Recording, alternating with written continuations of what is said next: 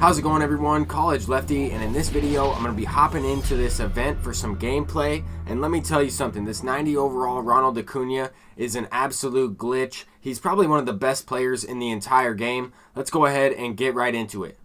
I also want to mention that he's most likely not an elite player on the hardest difficulty or maybe even Hall of Fame because of his vision, because of his lower contact. But on All-Star, I mean, this card is incredible. You cannot pitch to Ronald Acuna. You cannot throw him a fastball. You cannot throw him a strike, especially when he has 2 strikes. I mean, that card is just unbelievable. He is a complete package in terms of a 5-tool player, and I'm trying to parallel him in this video. If you notice, this opponent started Zach Britton, and he's thrown 26 pitches in the first inning. He's completely out of energy. That is why my PCI was so large, and now it has shrunk because he brought in a new pitcher. And that's also why Max Muncy was able to hit that no-doubter on a not very well hit ball in terms of PCI placement and swing timing. I was way out in front of that slider. Anyway, he brought in that pitcher. Hank Aaron rips a double. I was unable to capitalize on scoring him. Jose Barrios gives up a base knock through the right side here. And this is an interesting play because they did make some changes to where right fielders are unable to throw people out at first base, but he got kind of a weird animation. He had Acuna on first. We were able to get out of the inning with the double play, but I think that he's able to score a run there if there's the guy on second base. If he has the clutch attribute activated there with Ernie Banks, I think he's able to capitalize and chip away at the deficit. But that's just the way the game is. Those are little things that I'm always trying to point out. And we are using, a few other players in here. We're using Willie Mays off the bench. I don't like to use him that much righty-righty, but I really like his swing this year. For whatever reason, it's very smooth. I've hit 2 perfect no-doubters with him. And here we're facing Adam Ottavino. This card is extremely challenging to hit. He's very deceptive, especially here at Bayfront. He's almost throwing from the side of the batter's eye, and there's also that white outline around it. So it's very tough to pick up the ball. I'm having a tough time, seeing it. I'm going to have to take a lot of pitches, just like I did against Zach Britton. But we were able to knock a base hit with Jackie Robinson. I'm immediately going to take second. Most of the time I get Jackie Robinson on base, I'm trying to swipe second and third. Opponents will be looking for me to steal bases with that 99 overall Jackie Robinson, especially once I get his speed maxed out to 99.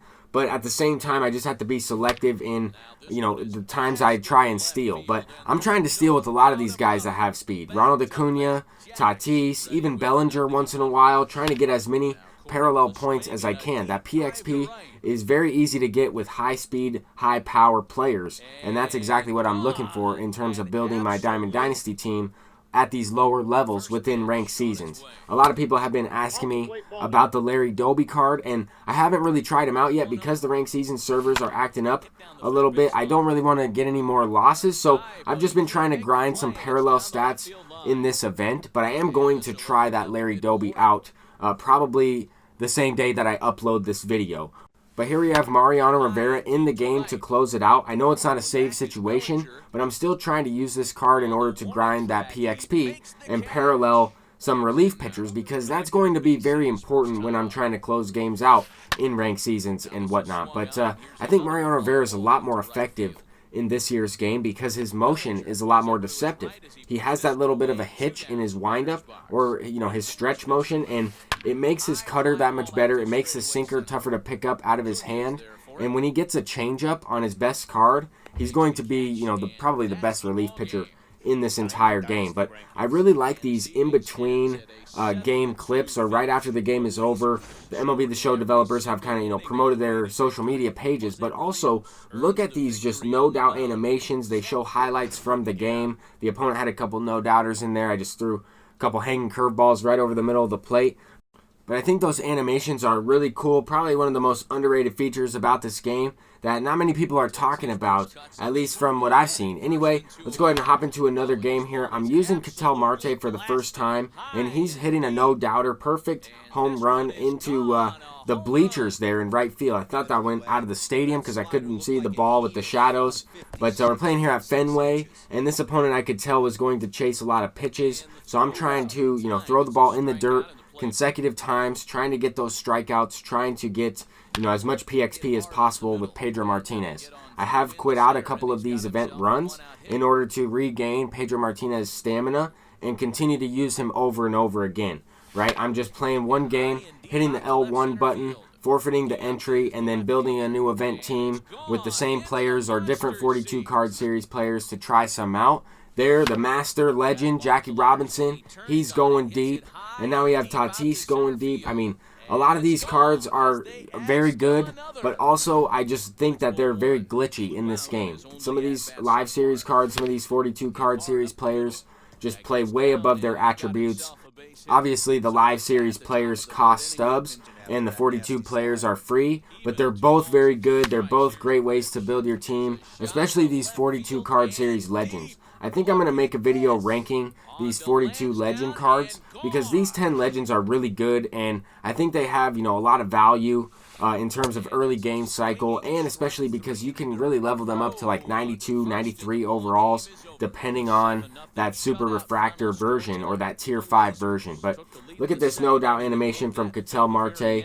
Unbelievable swing. He has a quick glitchy two-handed swing when he hits a no doubter, but his swing is usually a one-handed swing if you don't get that no doubt animation. So it's kind of interesting, but I like that in terms of the way the game plays. I think that when you get that animation, his swing is very smooth, obviously.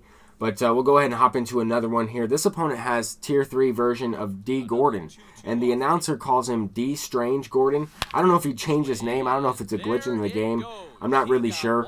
But we're facing Garrett Cole here, and look at Tatis. Tatis is throwing that bat into the first base dugout as he launches this one down to near the concessions. I actually live in Arizona, so I go to Chase Field all the time and watch some games. I sit out in left field there, and I'd be willing to try and make it to a Padres game against the Diamondbacks, and maybe Tatis will hit one out there as well. But here we have Ronald Acuna sitting on the slider, low and away, and just look at that swing animation.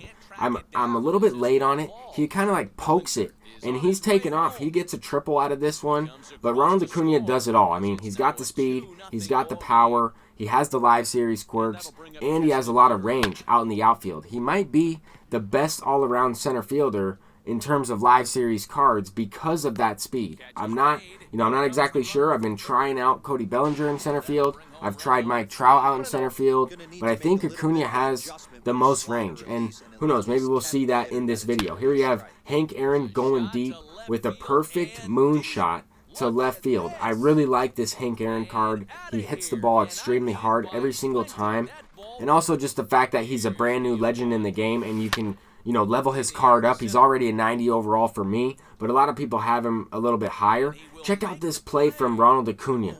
Check out how much range he had on this fly ball. He almost got a speed burst animation there while he's tracking it down as well. Once he gets up to gold fielding from, I think it's like tier 3 or tier 4, he's going to be so good, especially when he has, above 90 speed. The more speed, the more range, and that better reaction, he's going to get to more baseballs out there. He's an absolute glitch. He got on base each and every time I'm playing this event. But that's going to do it for this video. I'm College Lefty, and I'll see you in the next one. Peace out.